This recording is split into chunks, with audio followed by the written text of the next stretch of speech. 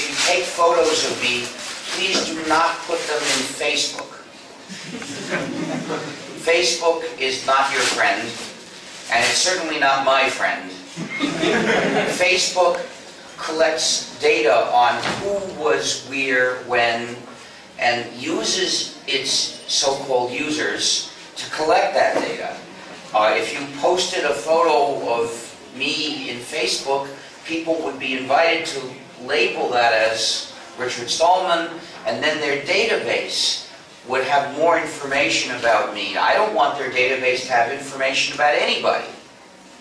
But when it's me, well then it's my responsibility to do something about it, and that's what I'm doing right now.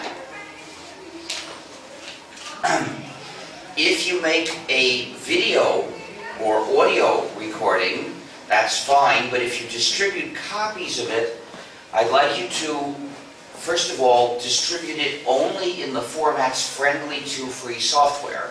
And those are OGG Theora and WebM. And second, please put the Creative Commons No Derivatives license on the recording.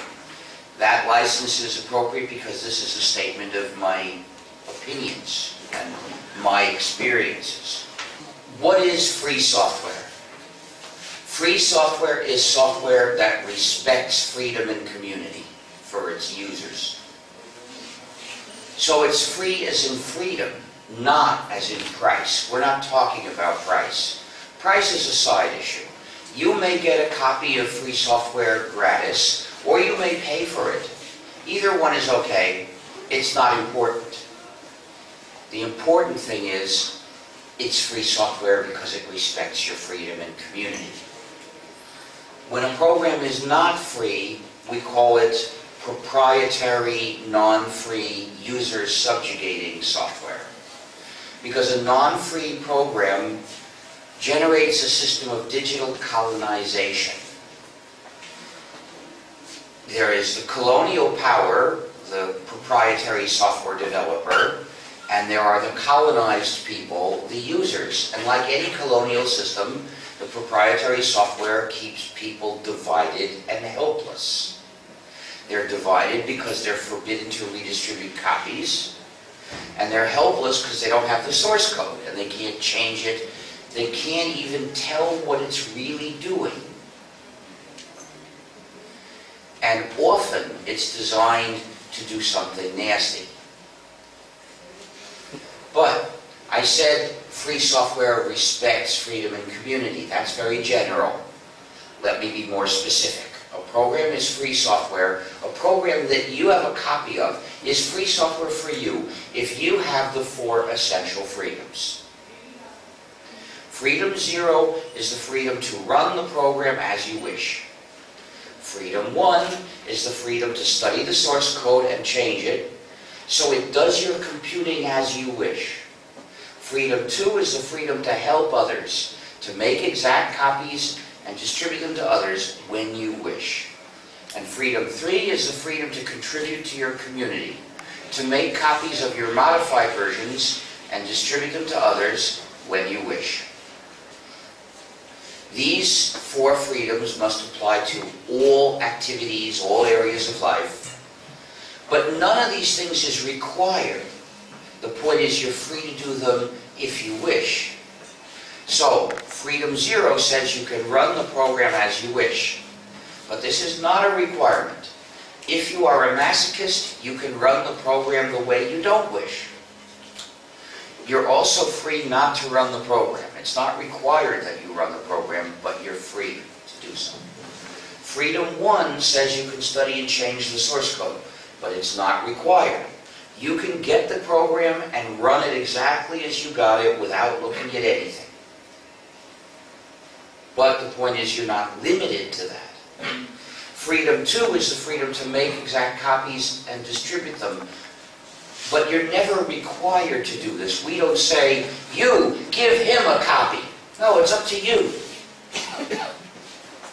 You don't ever have to make copies and distribute them. But if you have friends, sometimes you'll probably decide to make copies and distribute them.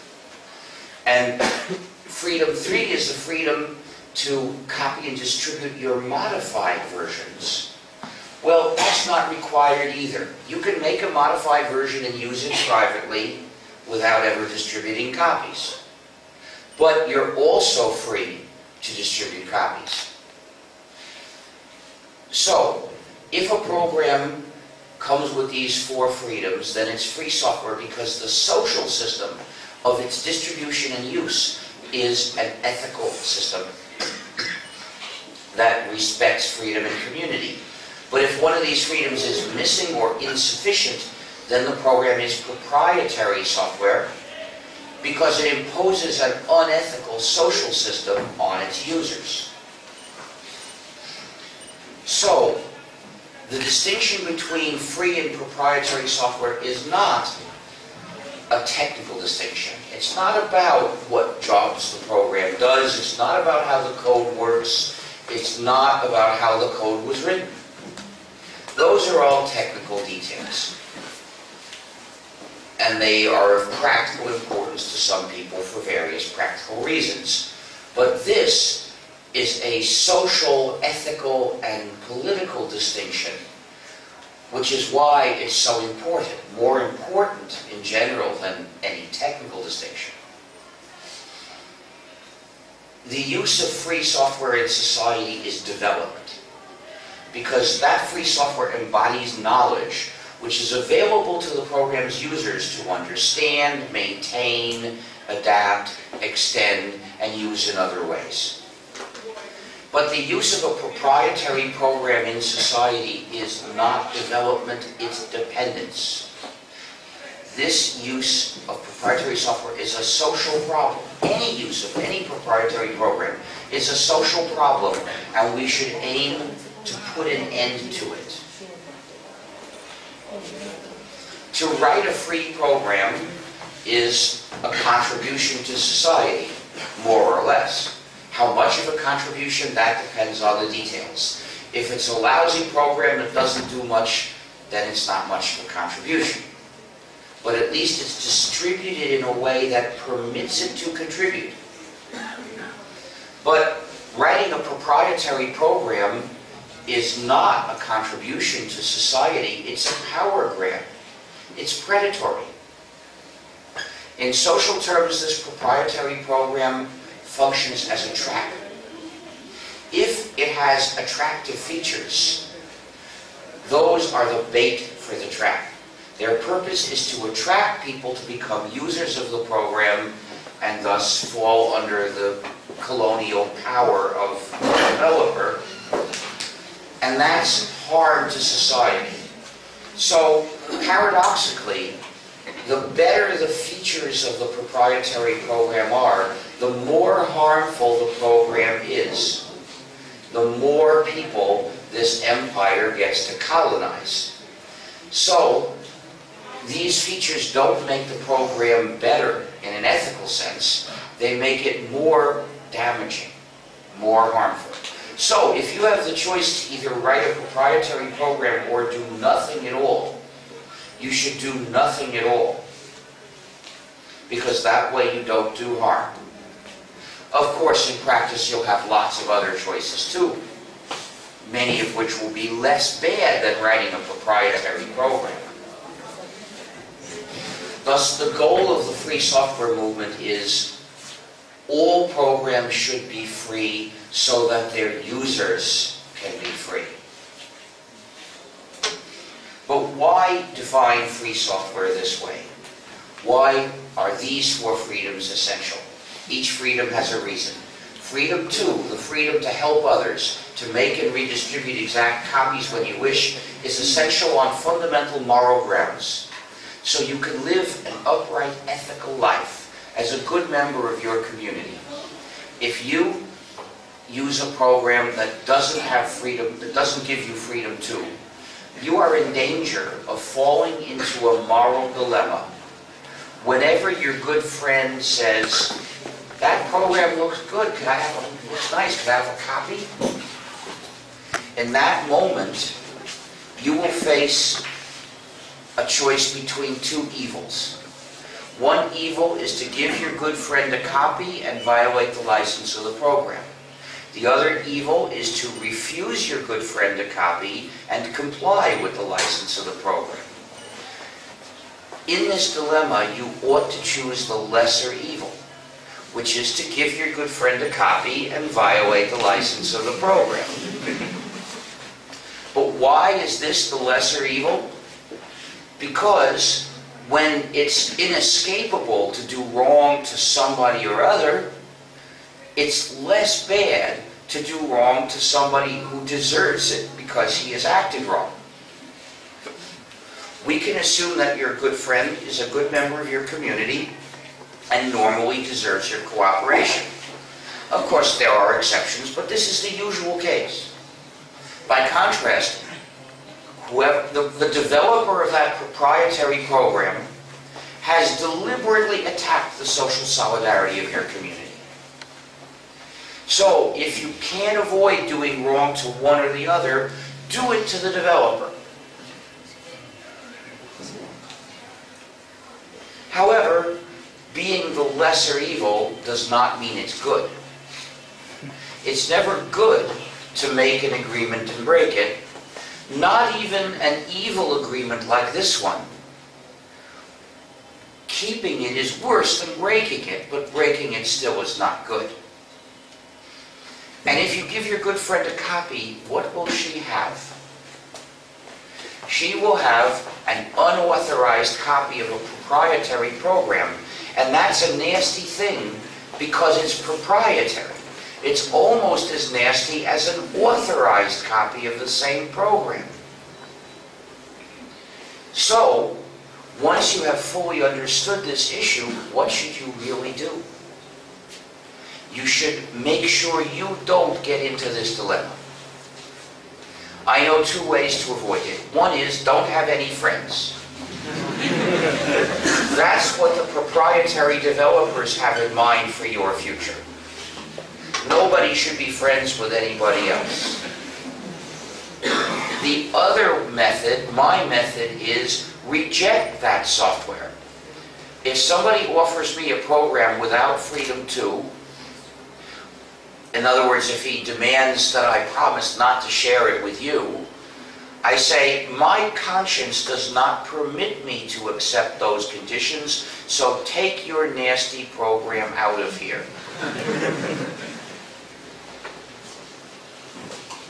That's what you should do too. And we should reject the propaganda terms that the proprietary developers use to demonize cooperation. Terms like pirate.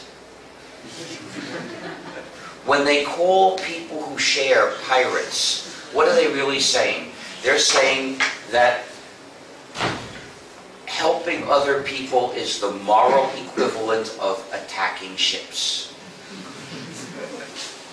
Morally speaking, nothing could be more wrong than that, because attacking ships is very bad, but sharing is good.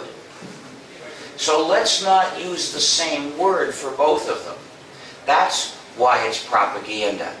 So when people ask me what I think of piracy, I say, attacking ships is very bad. So I look for a funny way of rejecting the propaganda meaning of that word. That's the reason for freedom too, the freedom to help others, the freedom to make and distribute exact copies of the program as you got it, when you wish.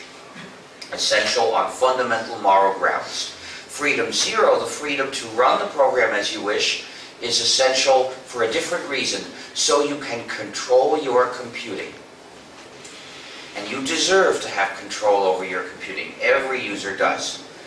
But there are proprietary programs whose licenses restrict even the use of authorized copies. For instance, there's a program for managing websites whose license forbids using it to publish anything that criticizes the program's developer. In this case, proprietary software literally denies the user's freedom of speech. If you can't freely use the copy that's there for you to use, you obviously don't control your computing. Freedom 0 is essential. But it's not enough. Because that's the freedom to either do or not do whatever the code of the program is set up to do. Which means the developer still controls what you can do, not through the license if you have Freedom 0, but through the code itself. So, to have control of your computing, you need Freedom 1, the freedom to study and change the source code so that the program does your computing the way you wish. This way you decide instead of him. If you don't have Freedom 1, you can't even tell what that program really does. And many proprietary programs have malicious features. These features spy on the user and send data to somewhere. Or there are features to restrict the user. Generally, they restrict what the user can do with the data in her computer. These are known as DRM, Digital Restrictions Management, or digital handcuffs. And there are backdoors which obey commands from somebody else to do things to the user. Things that that user may not like. And in any case, wasn't given the choice about. Now, this is not a rare danger. This is the usual case. Most people who use proprietary software are using malicious proprietary software. Let me prove this by just giving you some examples. One proprietary package that has all three kinds of malicious features that you may have heard of is called Microsoft Windows. It has specific known surveillance features, specific known digital handcuffs, and known backdoors. So Windows is malware. More than that, one of the backdoors allows Microsoft to forcibly remotely install changes without asking the permission of the theoretical owner of the computer. I say theoretical because in practice, once Microsoft has arranged for Windows to run on that computer, Microsoft has owned that computer. So this means that any malicious feature that is not in Windows today can be remotely installed tomorrow by Microsoft. So Windows is not just malware, it's universal malware. But it's not unique. macOS is malware. It has digital handcuffs. The newer Apple products, the iThings, are worse. They have known spy features discovered less than a year ago. They have the tightest digital handcuffs ever in a general purpose computer. Apple is a pioneer in attacking the freedom of its customers because Apple extended its control even over the installation of applications. Users can't install any program they choose. They can only install programs obtained from Apple's App Store. So this is censorship. And when Apple decides which applications to approve, it does so based on other kinds of censorship. Of course, once Apple pioneered this kind of digital handcuff, Microsoft followed the same path. But Apple is to blame for making the practice acceptable. That was the legacy of Steve Jobs to the world. An evil legacy. And it has a backdoor, which can be used to remotely delete applications. So Apple's products are malware. Flash Player is malware. It has a surveillance feature and digital handcuffs. Flash Player is not free software, but it's available gratis. And many people installed it because it's gratis. Well, what difference does that make? That means that Adobe doesn't make people pay to be abused. It's still harmful. Even if it doesn't harm your wallet, it harms your computing and it puts you under the power of Adobe. So if you installed Flash Player, delete it. The PlayStation 3 is malware in many ways. It was originally designed so that there was a layer of proprietary software that users couldn't replace, whose function was to impose digital handcuffs. But it offered the feature of installing some other operating system on top of that. And many people bought it in order to do that. And then somebody figured out a way to use that feature to break some digital handcuffs. So Sony told people, we're going to make each of you choose. Either you install this software upgrade for the proprietary part, which will take away the ability to run other software on top of it, or you will lose the opportunity to talk to the internet services for that machine. So basically Sony said, either you lose this half of the functionality or you lose this half of the functionality, which was an attack on every user. And then later somebody else figured out a way to break another set of digital handcuffs and install his own choice of software into the bottom level. And Sony sent the police after those people. That's why we call for a total boycott of Sony.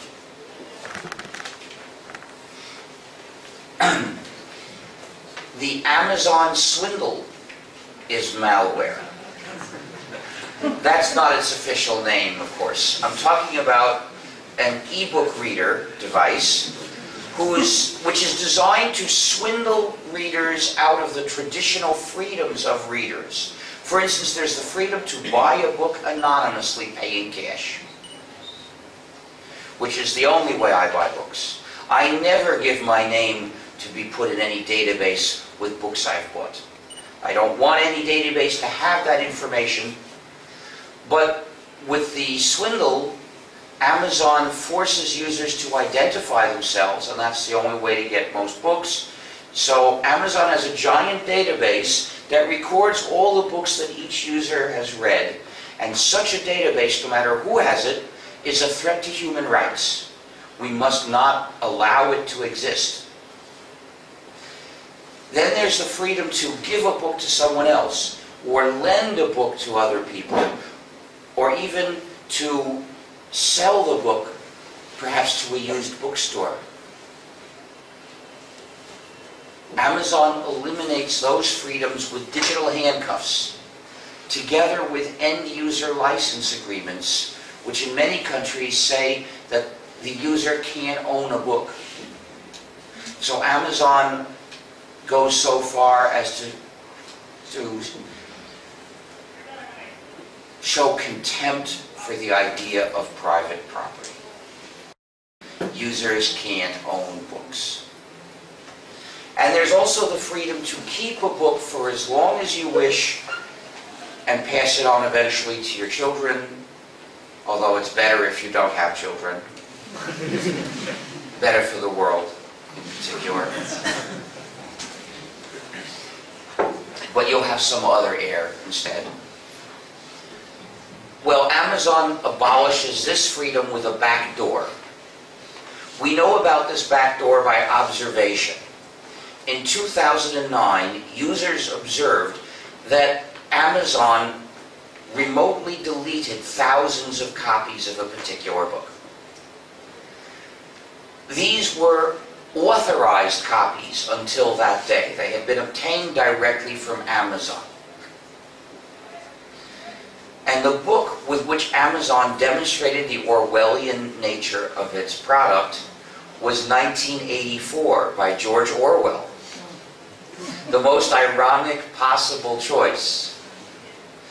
1984 is a book you should all read. It describes a totalitarian state in which everything the government says is a lie. Gee, are we there already? And in which the crimes begin with destroying books that the government doesn't like. You should all read this book, but obviously not in the swindle. Afterwards, there was a lot of criticism, so Amazon said it would never do this again unless ordered to by the state. I do not find that comforting. I am going to have my books in a form that doesn't allow anyone to remotely delete them. Now, the official name of this product is the Kindle. Kindle means to start a fire. Evidently, this product was designed to burn our books. So don't let it. Don't ever use that product or anything else like it.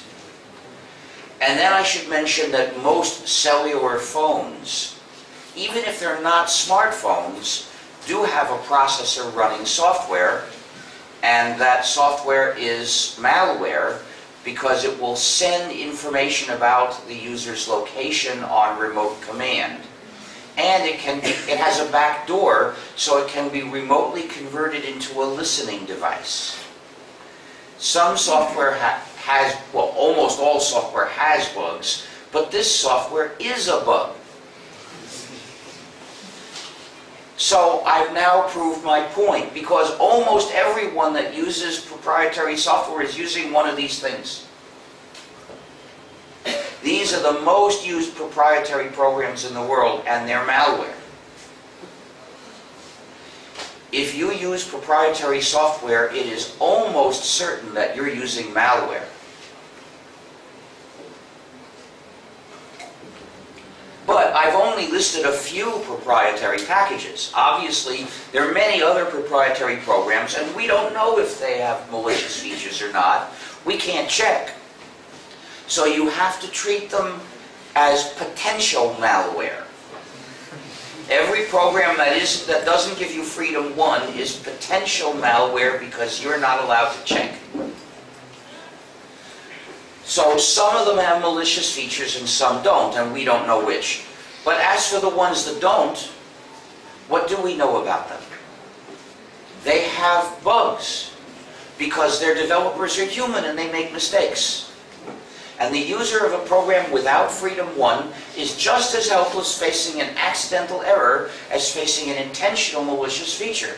If you use a program without Freedom 1, you're its prisoner.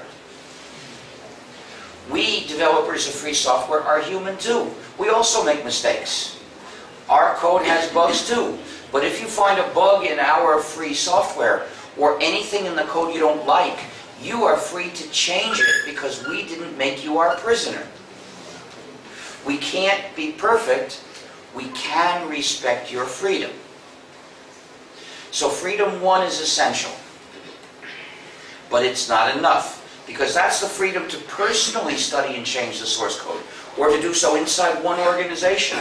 That's not enough, because there are millions of users that don't know how to program, who are not capable of personally exercising Freedom 1. There are millions of organizations which are not in the software field. They do something else, and they don't have anyone who knows how to change software. So if all we got were Freedom 1, they would be left out completely. So, in fact, it's not even enough for programmers like me, because each of us is busy doing certain things. We don't have time to do everything else. And besides, there's so much free software in the world today that no one user can possibly study and master the source code of all the software she uses, nor personally write all the changes she wants, because this is more work than one human being can do. So the only way we can fully have control over our computing is by working together, cooperating. For this we need Freedom 3. the freedom to make and distribute copies of your modified versions. With this freedom, if a few users of a free program make a modified version that they think is better, they can distribute copies to people. They can publish their modified version, and then every user can install it or not as he prefers.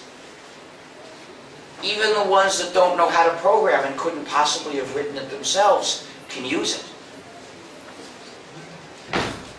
Without Freedom 3, each one of us would be free to write that change, but what a waste it would be to write the same change millions of times over.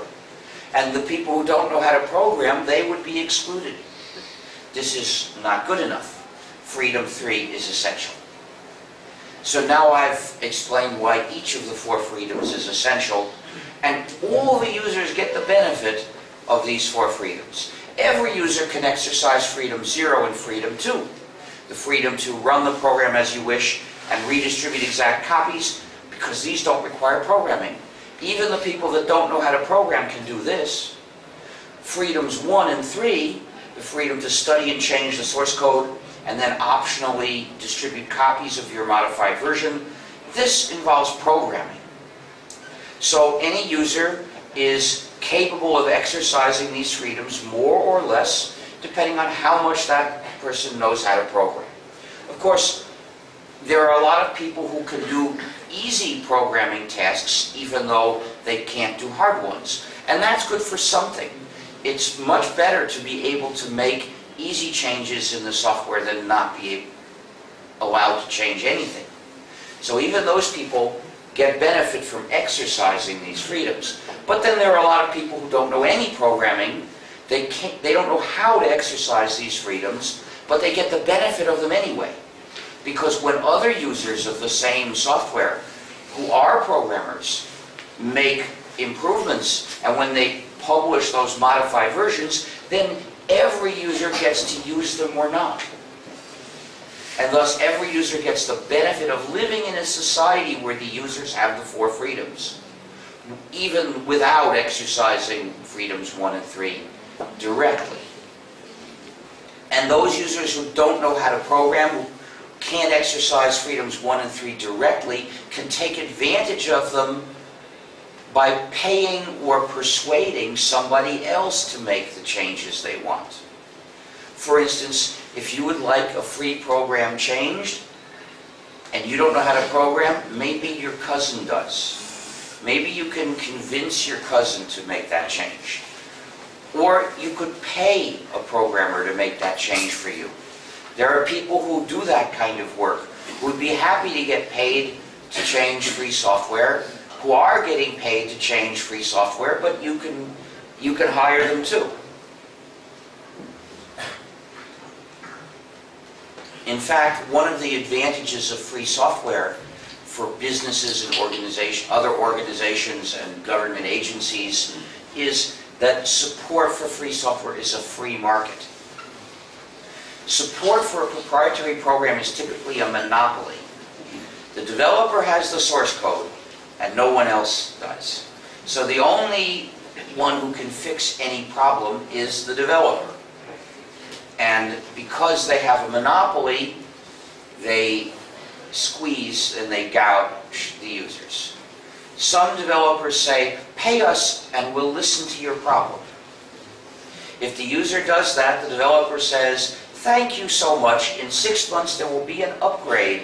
Buy the upgrade and you'll see whether we fixed your problem, and you'll see what new problems we have in store for you. But with free software, when you want something fixed, you can go to whoever you like. It's up to you who to hire to fix your problem. This is a free market with little barrier to entry. So you get a lot of people in it.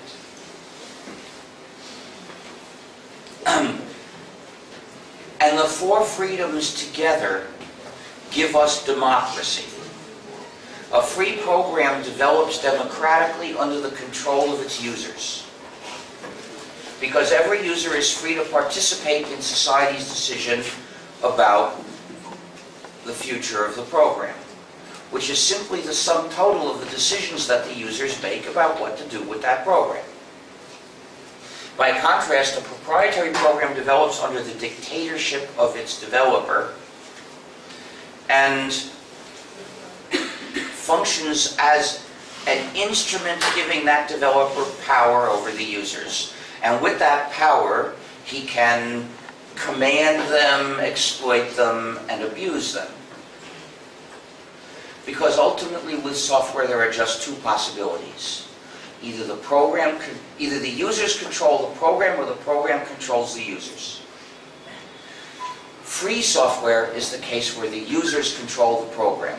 The four freedoms are the freedoms users need in order to have effective control over that program and what it does for them. But if the users don't control the program, then the program more or less controls the users. And the developer controls the program, and through it has power over the users. This is why proprietary software is an injustice, because it creates a system of unjust power. So society has a choice to make. On one hand, we have individual freedom, social solidarity, and democracy. On the other, we have the sole power of this developer over users. Society must reject proprietary software and choose free software.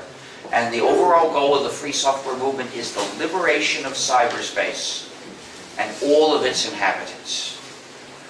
We invite you to escape from proprietary software, to cast it out of your life, and come live with us in the free world that we have built.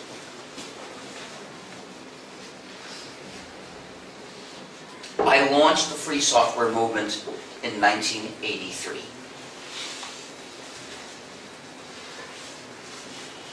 I wanted to make it possible to use a computer and have freedom, which was impossible at that time, because although a few free programs still existed, there was no free operating system for modern computers. All the operating systems for modern computers had become proprietary. And thus, it was impossible to buy a new computer and use it in freedom, because to make it do anything, you had to have an operating system installed, and that was always proprietary, and there went your freedom. Since I was one man without much money or fame, and few people agreed with me, I didn't think that a classical political movement was an effective way to change this. But I thought of another way. All we needed was a free operating system, and I was an operating system developer. All I had to do was write an operating system, and then I, as the author, could legally make it free software, and then everybody would be able to run computers in freedom by running my operating system. In other words, I could start putting an end to the injustice of proprietary software by doing technical work in my own field. I was aware of this injustice, which most people didn't recognize as an injustice.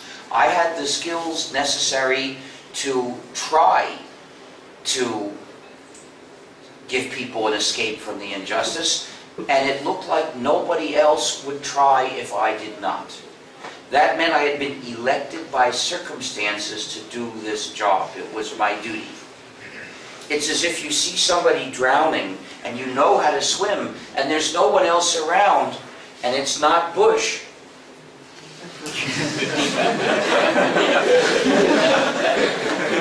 Then you have a moral duty to save this person. Well, actually, that statement might be too strong. Perhaps we could identify other people who support evil things like torture and imprisonment without trial, about, people like Cheney and Obama, about whom we shouldn't claim that you have a duty to save them. But fortunately, I don't need to resolve those questions because I don't know how to swim. However, in the case that really arose in my life, the work to be done was not swimming. It was writing lots of software. And that I knew how to do. So I decided to develop a free software operating system, or die trying.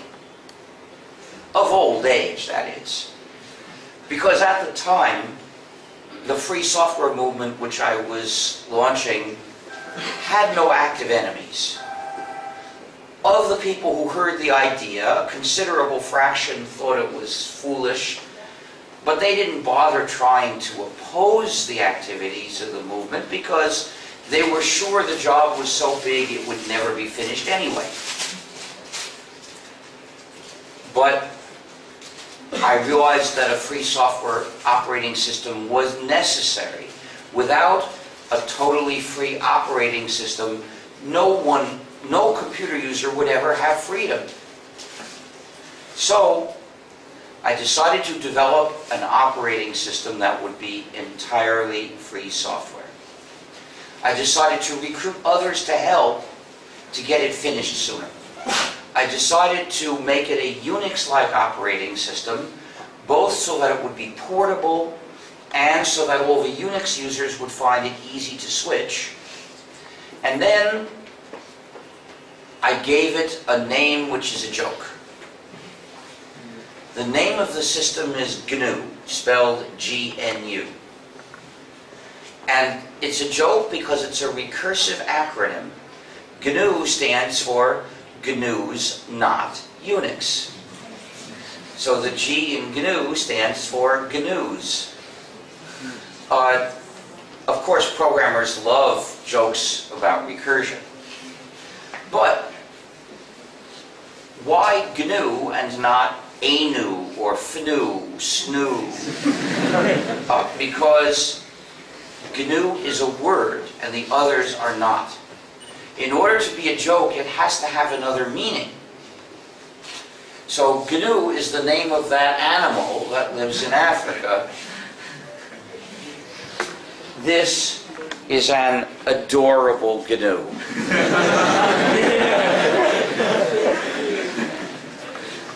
Do that again.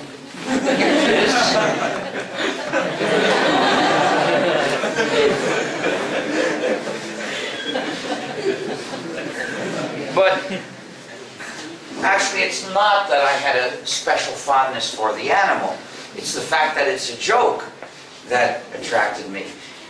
You see, GNU is the most humor-charged word in the English language, used in countless wordplays, because according to the dictionary, it's pronounced new. So every time you want to write the word new, you can spell it G-N-U and you've got a joke. Perhaps not a very good joke, but there are lots of them. So people have learned to associate this word with humor. As soon as they see this word, they're almost ready to laugh. Given a specific, meaningful reason to use this word as the name of a programming project, I couldn't resist. However, when it's the name of our system, please do not follow the dictionary. Please pronounce it GNU. If you pronounce it new, you'll get people confused. If you talk about the new operating system, because we've been working on it for 28 years now, and using it for 20 years, it's not new anymore. But it still is GNU, and it will always be GNU. There is another pronunciation error that you need to be on the lookout for and avoid, which sounds like Linux. Strange as it may seem, a lot of the users, when they talk about the GNU system, pronounce the name Linux. This is the result of a confusion that occurred in 1992, and that has spread faster than we can explain why it's wrong. During the 1980s, our work in developing the GNU operating system was that we had to have all the hundreds of components that you need or want in a Unix-like system. So, how could we get them? Well, there were 4 ways. We could be lucky and someone else would write a suitable program that was free and we just had to use it. But that only happened sometimes. Or I could write it. Or I could convince someone else to write it. Or I could convince somebody who had written such a program to make it free. And I did all these things. For instance, at the University of California, Berkeley, they had written a lot of code to add to Unix. And it was all combined with Unix, and they distributed the whole thing as proprietary software. So I visited them and I explained about developing the GNU system, and I said, please separate your code from AT&T's code and release your code as free software. And subsequently they did, and that provided some components which are in the GNU system. By 1992, we had almost all of the system, but one major essential component was still missing. That component was the kernel, which is the component that allocates the computer's resources to all the other programs you run. We started developing the GNU kernel in 1990. The Free Software Foundation hired somebody to write it. But I chose a design which was advanced, thinking that this way we would get a much better kernel than something like Unix, than like the kernel of Unix. But unfortunately, this gave it somewhat the character of a research project, and it took till 1996 to have a test version. And the kernel is still being developed slowly by some volunteers. If you want to work on it, get in touch with them. But fortunately, we didn't have to wait for that, because in 1992, Mr. Torvalds, who had written a proprietary kernel called Linux, liberated it. He released it under one of the free software licenses, namely the GNU General Public License. Now, what does this mean? Why does a free program have a license? The licenses put on proprietary programs are contracts, and their purpose is to restrict people more than copyright law. With us, it's the opposite.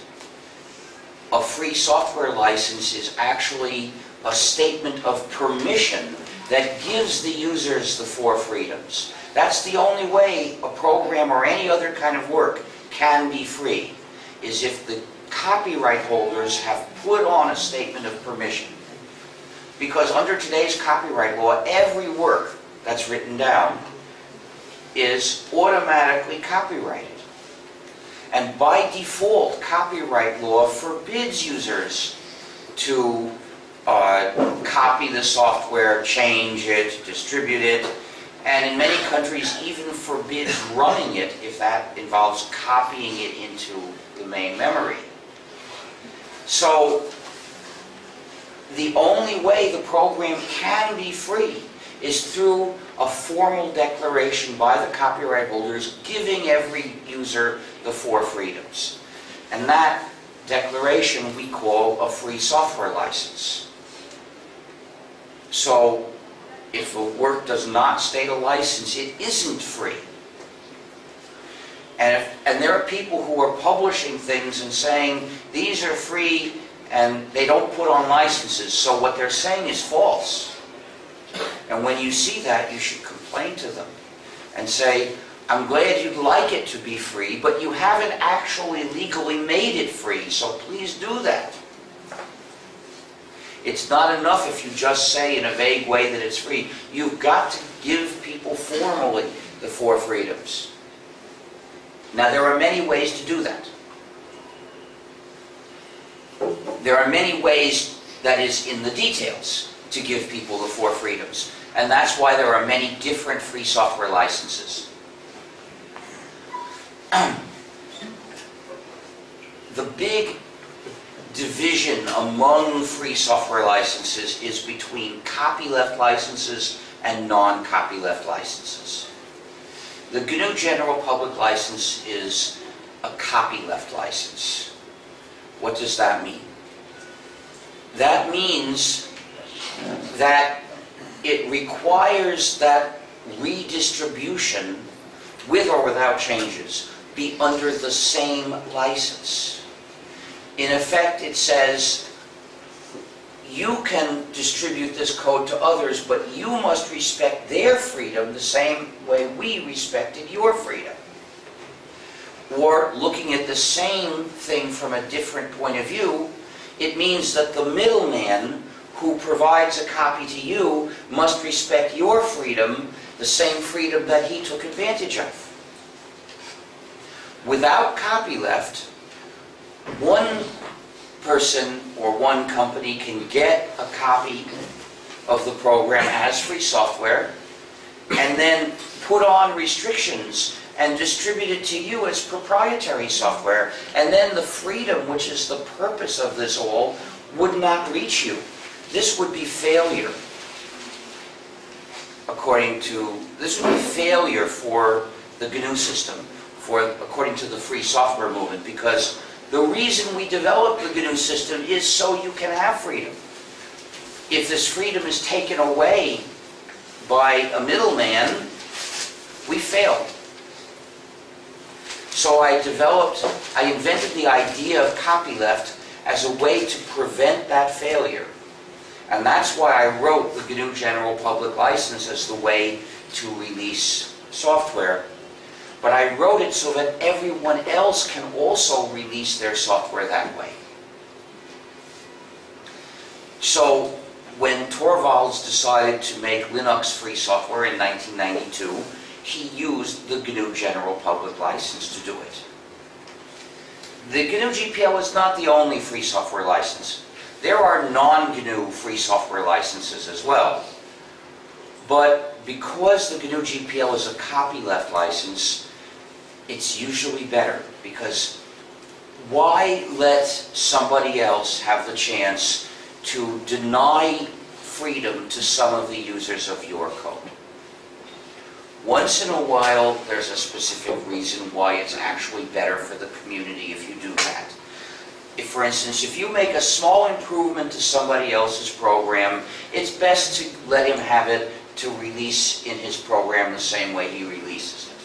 But if you write a substantial new program, it's almost always best for you to copyleft it.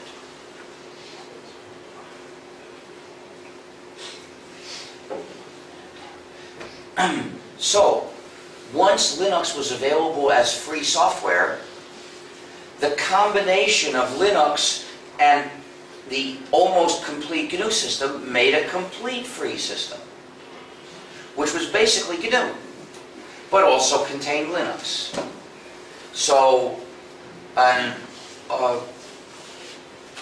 reasonable, fair way to talk about that is the GNU plus Linux system, or GNU/Linux system. However, the people who put Linux together with the various big and small components of GNU, which we hadn't actually released as a system because we didn't have all the pieces yet, they were so focused on this one component, Linux, that they perceived all the rest as a small add-on to Linux. And they spoke about the combination as a Linux system, and this led other people astray. And that's how it is that most of the people who use this variant of the GNU system don't know it's a variant of the GNU system. They think it was started in 1992 by Mr. Torvalds, or 1991, which is not true. Now, obviously, this is unfair to us. Please, when you talk about our work, use the name we gave it. Call it GNU. And if you want to give credit to Mr. Torvalds also, well, there's nothing wrong with that. Call it GNU/Linux. But there's more at stake here than how you treat us. Your freedom is at stake. Indirectly, of course. Directly, your choice of names doesn't alter the substance of things. If you call roses onions, you won't change the roses. At least not immediately. But you will get cooks confused. And in the long term, you might even change the roses. Because if people who grow roses know that a lot of people buy them and want them to taste and smell like onions, they will breed roses that taste and smell like onions. So, your choice of words determines the message you transmit to other people, which influences their thoughts, which then guide their actions. So it makes a difference what name you use.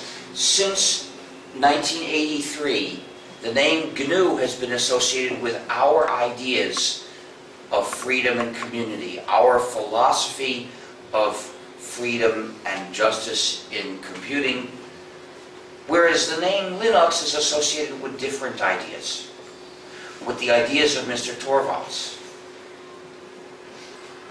And those are very different ideas. Torvalds never agreed with the free software movement. He doesn't believe that you as a computer user deserve freedom.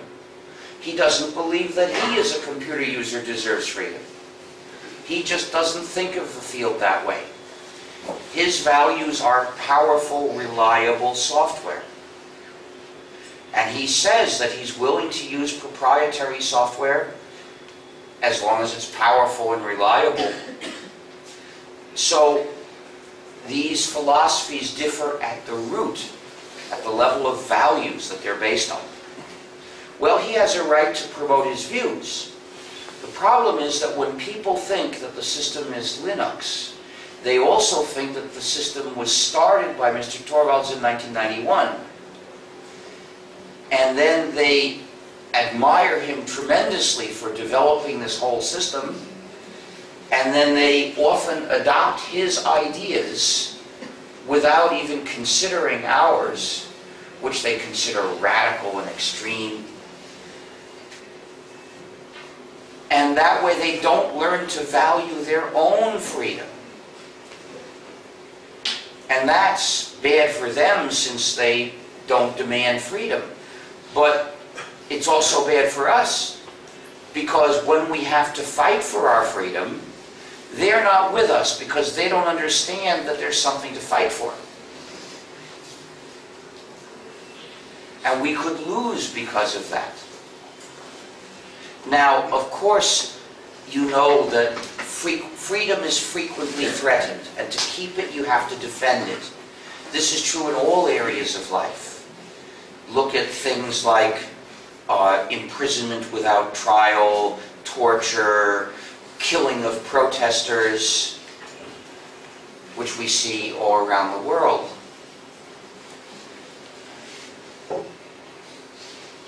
But in other areas of life, the debate about human rights has gone on for decades or centuries, which is plenty of time to reach conclusions about what human rights we all deserve and spread them around the world. Now, that doesn't mean we always succeed in defending human rights, but it provides a base to try, and sometimes we succeed. But computing is a very new area of life. It's less than 20 years, even in the most advanced countries, that most people do computing. And in other parts of the world, it's less, or not even yet. Now, that's not much time to have a debate about what human rights people deserve when they're running a program. But worse, there hasn't been a debate, at least not that most people have heard. Most computer users started with proprietary software surrounded by other users of proprietary software, and that's all they knew about. So they took for granted that proprietary software is legitimate. in effect, they let the proprietary software developers dictate the answer to the question, what human rights do you deserve in using a program? And they dictated the answer, none at all. We can impose any conditions we choose, and you just have to obey. And people accepted that, because it never occurred to them they could question it. So who questions it? Who tries to start a debate about this question? We, in the free software movement, claim we have identified 4 human rights that the users of a program deserve. They are the 4 freedoms that define free software. But when we try to bring our ideas to the attention of the users of the GNU system, we face 2 obstacles. First of all, the users of the GNU system mostly don't know it's the GNU system. They think it's Linux, and that it was mainly developed by Mr. Torvalds starting in 1991. And so, if they ever see our articles where we explain the philosophy of the GNU system, they say to themselves, why should I read that? That's the philosophy of those extremists from GNU. And I don't care what they think. I'm a Linux user. I follow the pragmatic ideas of Mr. Torvalds. I won't read it. This is ironic because when they call themselves Linux users, they generally mean they're using the GNU system. But they don't know it. If they knew it, if they called themselves GNU/Linux users, then they might say something different when they saw our article. They would say, I'm a GNU/Linux user, and here's an article about freedom from the GNU project. I should pay attention and think about this. And thus the efforts we make anyway would have more effect. This is why it helps us campaign for freedom if you simply call the system GNU/Linux. You'll be informing these people that they are GNU/Linux users, and then some of them will pay attention to what we say instead of dismissing it. But nowadays there's another obstacle. Lots of people, when they see discussions about our software, don't even hear the term free software. The people who disagree with our philosophy now have another term to use, which is, quote, open source, unquote. They coined that term in 1998. Before that, during the 90s, in the free software community, and that's what everyone called it then, there were 2 political camps. There was the free software movement, where we said, this is a campaign for all users' freedom. And then there was the other camp, people like Mr. Torvalds, who didn't want to raise this as an ethical issue, and who only wanted to talk about practical benefits, powerful, reliable, efficient, cheap, etc. And there was a debate between these 2 camps, which other people in the community might see. But in 1998, that other camp coined the term open source so that they could avoid using the word free. And since they had a new term, they could decide which ideas to associate it with and which ideas to leave out. They chose to completely leave out the ethical level of the issue. They don't raise it. They don't present this as a question of what are the ethical ways to release software and what can we do to stop the unethical ways. They don't say that proprietary software is an injustice. They say that it's convenient for you to let users change and redistribute the software you release, because then they will improve the code quality. Now that may be true, but as far as I'm concerned, it's a secondary issue. Well, they were the majority, and the businesses in the community, the businesses that developed and distributed free software, in 1998 there already were, they they mostly also distributed proprietary products, and they didn't want to teach people to reject proprietary software, to perceive it as an attack on their freedom. So they also chose to duck the issue by saying open source. And of course, businesses speak with a voice amplified by money. And since then, we have had to struggle just to make ourselves seen by the public. That's why I firmly refuse to call my work open source. If somebody else describes my work that way, I say, I object. Because that is the slogan of different views. There are people who advocate those views, they have a right to do so, but I'm not one of them, and I want people to know where I really stand. And this takes constant effort, because so much writing is giving a wrong impression. For instance, I've seen numerous articles that called me the father of open source. When I see that, I send a letter to the editor saying, if I'm the father of open source, it was conceived through artificial insemination using stolen sperm without my knowledge or consent.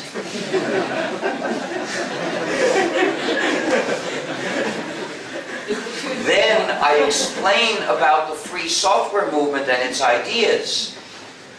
Ideas which obviously were not mentioned in the article. And that's the point of the letter, that's the purpose, to show the readers the ideas of free software that they will not have seen. And I use the joke, well, A, because I like jokes, but B, hoping that that will make them publish the letter. So this is constant effort, and it needs your help. Of course, your views are up to you. If you agree with the open source ideas, you're free to say so. But if you agree with the free software movement, please say so. Please don't boost open source by saying their slogan, if you agree with us, that's failing to help us. So when other people start a conversation and they say open source, if you support the ideas of the free software movement, you can support those ideas just by always saying free swatantra mukti software yourself. What is, it's not muft. It's about freedom, not price. So we need your help doing this, because to establish freedom in a lasting way, it's not enough just to make some freedom and hand it out to people. We must teach them to value it. Because if a person has freedom and doesn't value it, he'll let it slip through his fingers and lose it. If he appreciates it, he'll hold on to it. If we magically had free software to do every job, we could hand it out to people, and some of them could have freedom tomorrow. Not everybody, because a lot of them have computers that won't allow them to install their own choice of software, even if they get free software to run. But a lot of them would have freedom tomorrow. But would they have freedom in 5 years? Not necessarily. Life gives you lots of opportunities to give up your freedom in exchange for something else. Companies whose business is taking away people's freedom are very good at creatively developing situations that pressure people to give up their freedom. You have to sometimes make sacrifices to keep your freedom. And why would you do that unless you value freedom? If you don't see that there's something to make a sacrifice for, you won't. So there's nothing more important to do than to spread the ideas of freedom. And one way you do that is by setting an example yourself. Reject proprietary software yourself. Treat it as an injustice and show the people around you that you do. So, for instance, I won't give people any advice on how to use a non-free program. If they ask me, I say, that program is unethical, it's not right for me to help people use it. I could help you switch, but I won't help you use it. Because you're caught in a trap, and I won't help wedge you further into the trap. That would be doing wrong.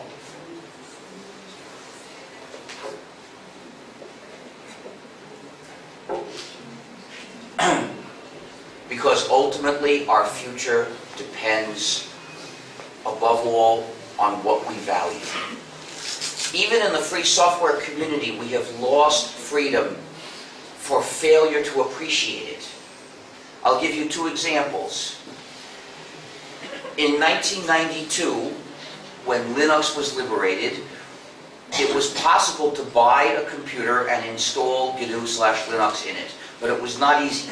You had to be a real expert at the beginning to make it work, and you had to tinker with it a lot. But some people started developing distributions of GNU/Linux to facilitate installation.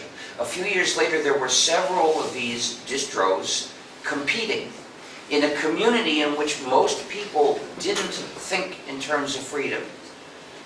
So the developers of some distribution had the idea to add some non-free software and present that as an advantage of their distribution, saying, with our distribution you can do this and this. Of course, this and this were done with the non-free programs. Those were things we didn't have free software to do at the time. And since the users mostly didn't think of this in terms of freedom, they were attracted by that, and this distro gained more success through non-free software. Then the developers of other distros looked at that and said, they're gaining, we're losing. We have to add non-free software too, so that our distros can do the same things that distro can do. And over a period of years, all the distros included non-free software. 10 years ago, when people asked me, where can I get a copy of this system, I had to say, I'm sorry, but I don't know any place I can recommend.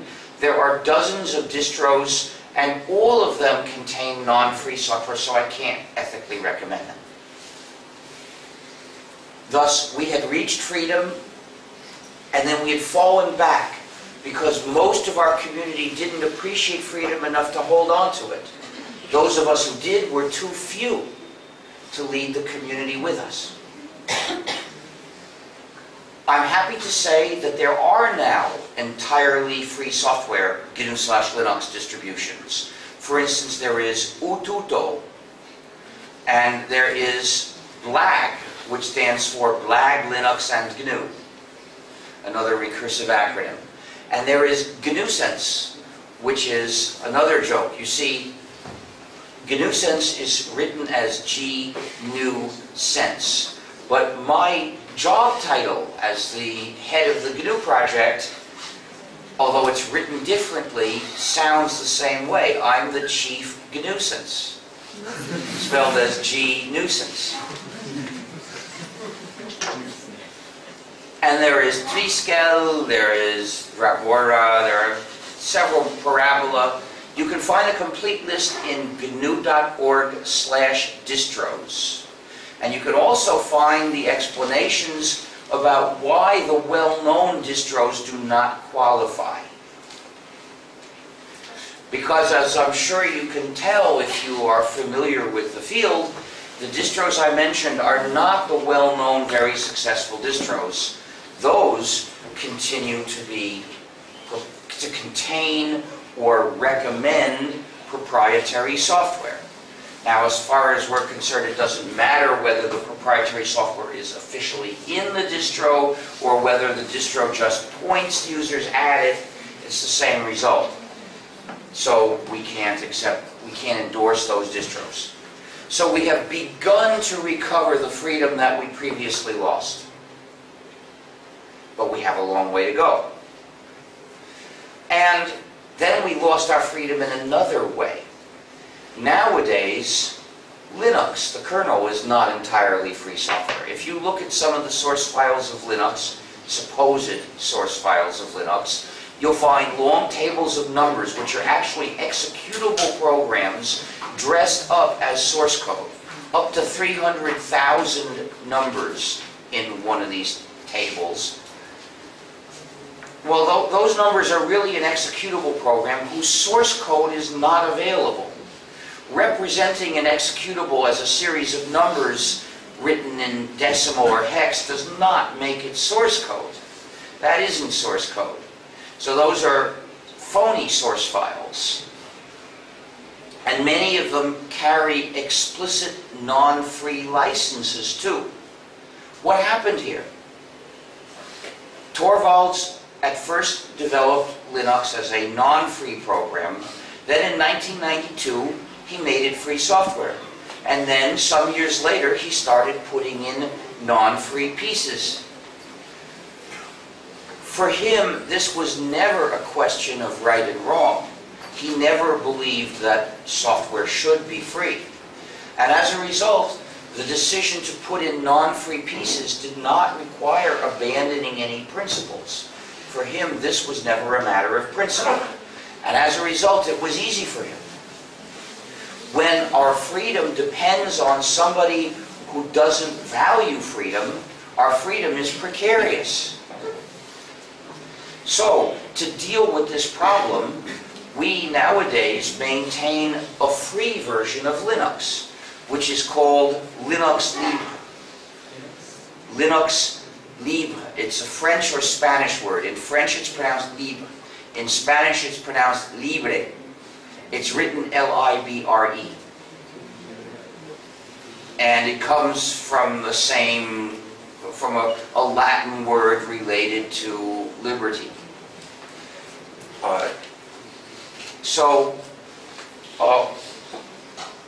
Maintaining Linux Libre is simple. We have a script. Every time Torvalds releases another version of vanilla Linux, we run the script and we make a new version of Linux Libre. Okay, that's very easy. And what it produces is a kernel that's entirely free software, so we can ethically distribute it and recommend it. What it doesn't do is give us replacements for those blobs, those non-free executables. So there are certain peripherals that need those blobs. They won't work with free software. It's a fact. Those peripherals do not work in the free world. Torvalds' version of Linux makes them work with non-free software. Our version of Linux doesn't contain that non-free software and doesn't make them work.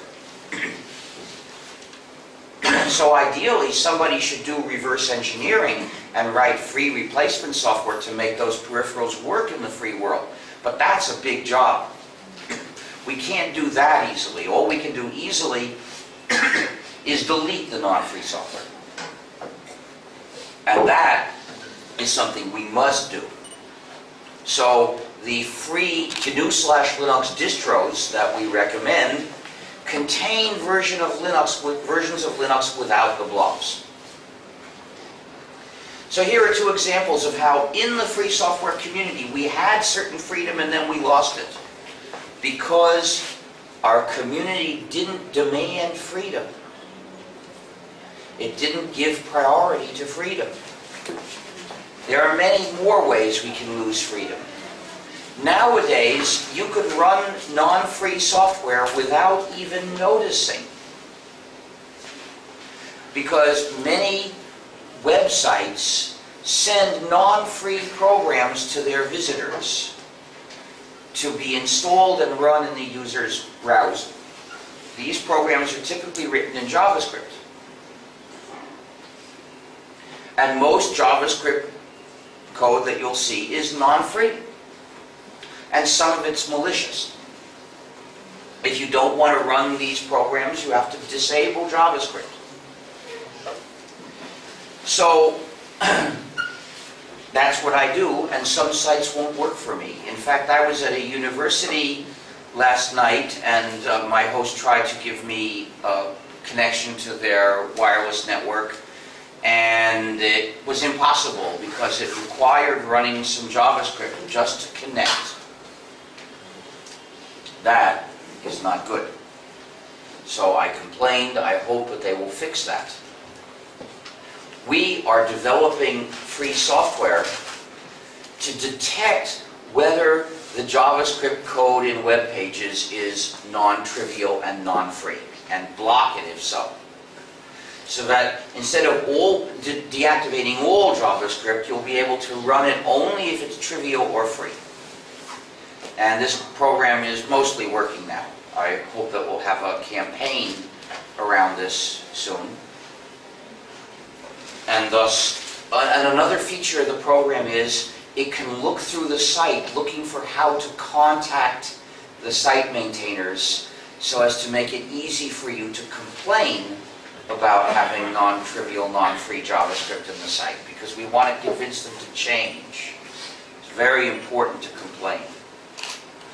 RMS, we go into a little interactive thing? I'm not quite finished yet. Okay. It'll take maybe 15 more minutes, I'm afraid. This has been going pretty fast. This is not more than usual.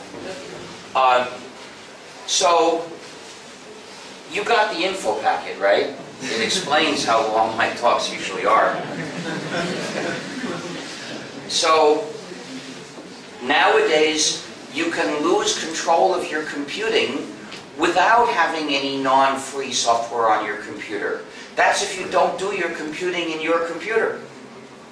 There's something called Software as a Service, or SaaS, where the user, instead of doing her computing in her own computer with her own copies of software, sends all the relevant data to someone else's server, and her computing is done there by software that she can't see or touch. She has no idea what it is, and then that server sends the result back or takes action directly on her behalf, and she loses control of this computing.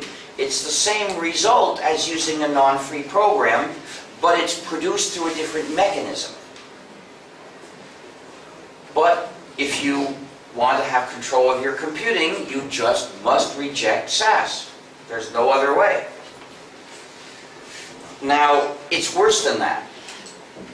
I explained how some proprietary programs have surveillance features. They send data to a server. Well, with SaaS, the user has to send all the data to a server. It's the same result, but it's worse than that.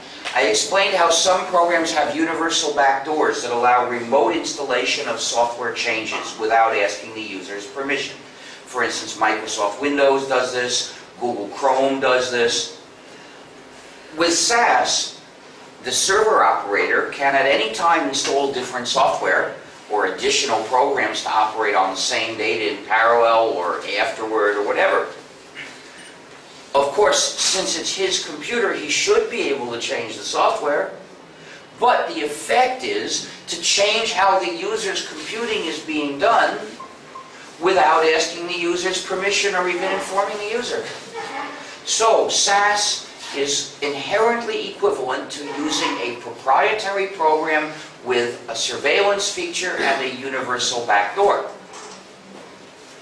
So, you must not use SaaS. Our slogan is, "Don't SaaS me." Fortunately, SaaS is rare. Almost all websites just publish information for you to look at. Looking at that information is not doing your computing.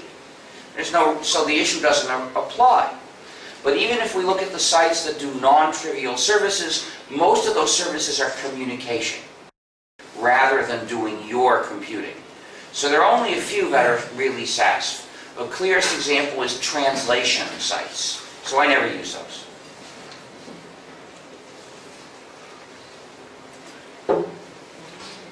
In any case, the last topic is free software and education. All schools, from kindergarten through postgraduate, and all educational activities are morally obliged to teach only free software. There are 4 reasons for this.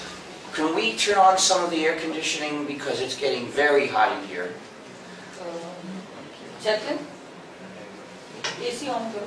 Oh, so the most superficial reason is to save money. Schools don't have enough money. It's good to help them save, and they should not spend part of their limited budget ऊपर करो. On करो. on paying for permission to run non-free software. However, this is superficial because it's only concerned with price. So when we mention this reason, we should mention it first. We should not bring it out last because that suggests this is what will really convince you. And we should say that this is a secondary superficial reason. And besides, some proprietary developers eliminate this reason by donating gratis copies of their non-free software to schools. And why do they do this? It's because they want to use the schools as an instrument to impose dependence on society. Here's how their plan works. They provide these gratis copies of non-free software to the schools teach the students to use them, the students become dependent, and then they graduate, and they're still dependent. And the developer does not offer those ex-students gratis copies. Oh no. And some of them go to work for companies. The developer doesn't offer those companies gratis copies. Oh no. So the plan is for the school to direct its students down the path of dependence, and then the students will pull the rest of society with them into dependence.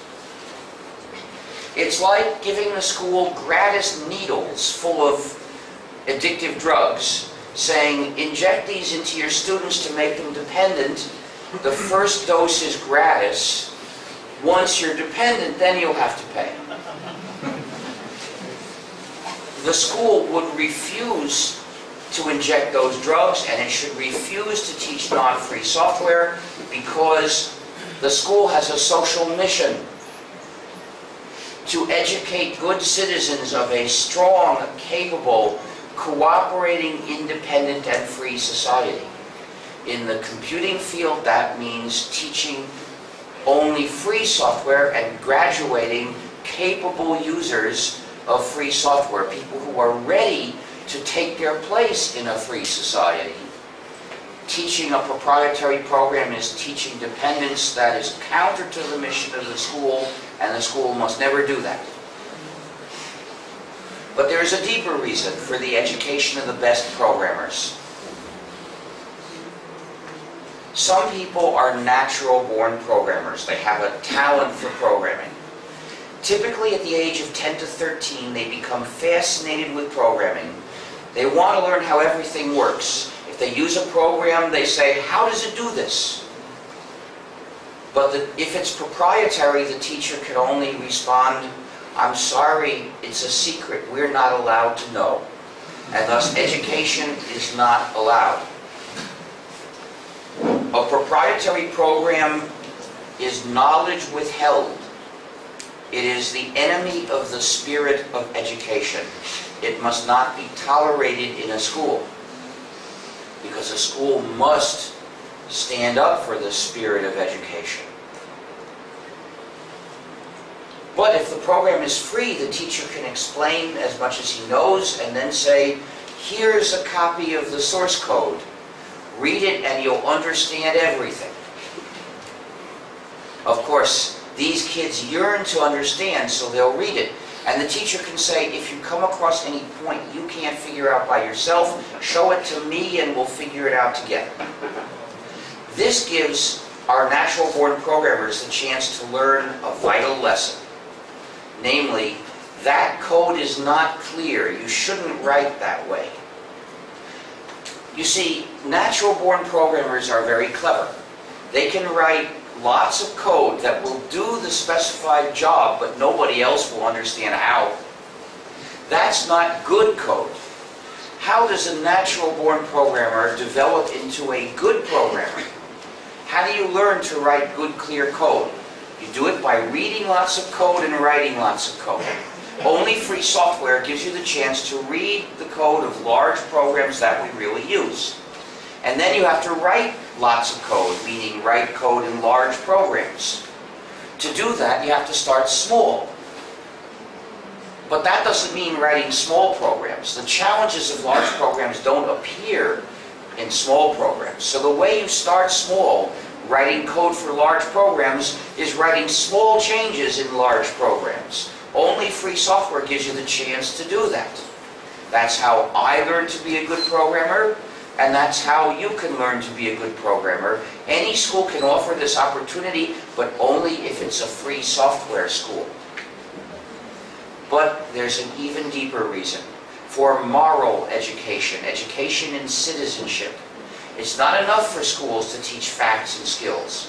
Schools must teach the spirit of goodwill, the habit of helping others. Therefore, every class must have the following rule. Students, if you bring software to class, you may not keep it for yourself. You must share copies with the rest of the class, including the source code in case somebody wants to learn, because this class is a place where we share our knowledge. Therefore, bringing proprietary software to class is not permitted. The school must set a good example by following its own rule. So it must bring only free software to class and share copies with everyone in the class.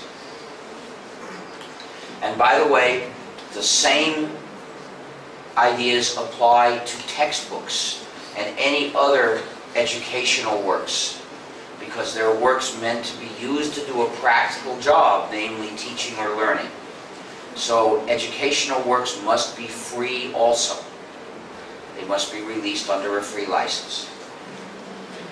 For more information, now, okay, those of you who are connected with a school, whether as students, teachers, staff, parents, it's your responsibility to campaign actively to move that school to free software. Keep looking for allies. If one path gets stuck, try another path. Always bring up the issue publicly and present it as a matter of right versus wrong. Don't get sidetracked into shallow practical discussions that ignore what's really important. For more information about free software, look at GNU.org. And for the Free Software Foundation, which provides resources and campaigns you can support, look at FSF.org. Microsoft is trying a big power grab now.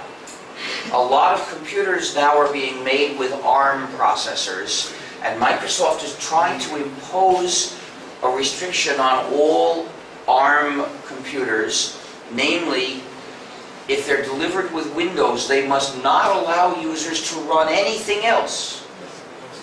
So now is the time to fight. We have got where we are because people who already bought a computer could install their choice of software in it. And Microsoft is right now trying to take that away. Now I'd like to... there's also the Free Software Foundation of India, which you can find at gnu.org.in. You might want to join FSF India. It needs your support. So now I will present my other identity.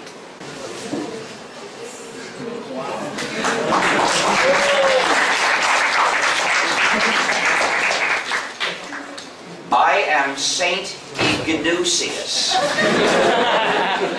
of the Church of Emacs. I bless your computer, my child.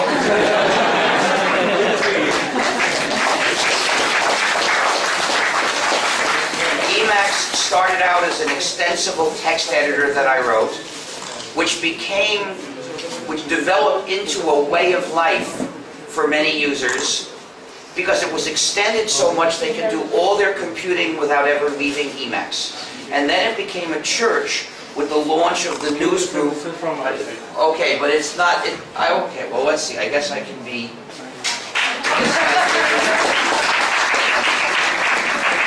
So, then it became a church with the launch of the news group alt.religion.emacs, which you might find amusing to visit.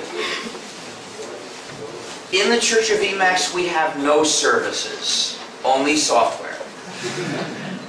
We have a great schism between several rival versions of Emacs, and we also have saints, but no gods. Instead of gods, we adore the one true editor, Emacs. To be a member of the Church of Emacs, you must recite the Confession of the Faith. You must say, there is no system but GNU, and Linux is one of its kernels. Then, if you become a real expert, you can celebrate that with our ceremony, the Fu Bar Mitzvah, in which you chant lines from our sacred scriptures, namely the system source code. We also have the cult of the Virgin of Emacs. The Virgin of Emacs means anyone who has never used Emacs. And according to the Church of Emacs, offering the Virgin the opportunity to lose Emacs virginity is a blessed act. We also have the Emacs pilgrimage, which consists of invoking all the commands of Emacs in alphabetical order. There is a Tibetan sect that holds that it's sufficient to invoke them under program control automatically, but according to the mainstream church, to get spiritual merit, you have to type them by hand. The Church of Emacs has certain advantages compared with other churches I won't name. For instance, to be a saint in the Church of Emacs does not require celibacy. But it does require living a life of moral purity. You must exorcise whatever evil proprietary operating systems have possessed computers under your control or set up for your regular use, and install a wholly free operating system, where holy can be spelled in more than one way, and then only use and install free software with and on the system. If you make this vow and you live by it, then you too will be a saint and you'll have the right to wear a halo. If you can find one, because they don't make them anymore. People sometimes ask whether in the Church of Emacs it is a sin to use the other editor, VI. It's true that VI is the editor of the beast in Roman numerals.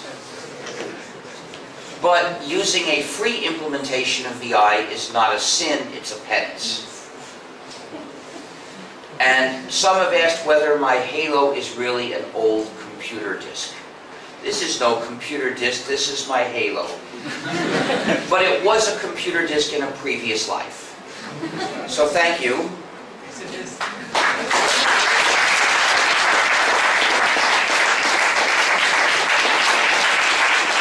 Now it's time for the auction.